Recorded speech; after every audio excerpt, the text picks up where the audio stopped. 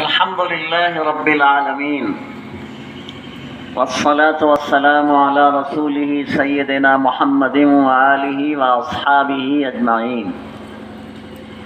أما بعد فأعوذ بالله من الشيطان الرجيم. بسم الله الرحمن الرحيم.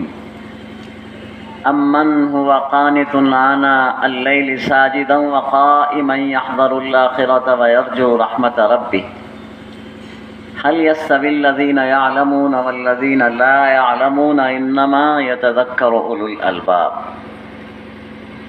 برادر عالی قدر حضرت مولانا خالد سیف اللہ صاحب، حضرات علماء کرام، حضرات دانشوران، دور و نزدیک سے آئے ہوئے مہمانان اعظام، اللہ تعالیٰ نے انسانوں کو جو نعمتیں عطا کی ہیں اور اس کے انعامات و احسانات کی جو بارشیں ہوتی ہیں انسانوں پر، وہ اتنی زیادہ ہیں کہ انسان اگر ان کا اندازہ کرنا چاہے، شمار کرنا چاہے تو کسی کے اختیار و بس میں نہیں ہے.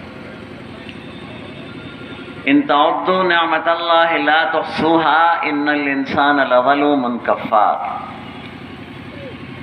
اس کے احسانات کا ایک بڑا مظہر خود ہماری زندگی. پھر زندگی کی بقا، زندگی کے تحفظ کے لیے جو کائنات میں چیزیں ہر جانب ہر طرف پھیلی ہوئی ہیں، ان کا شمار کس سے ہو سکتا ہے؟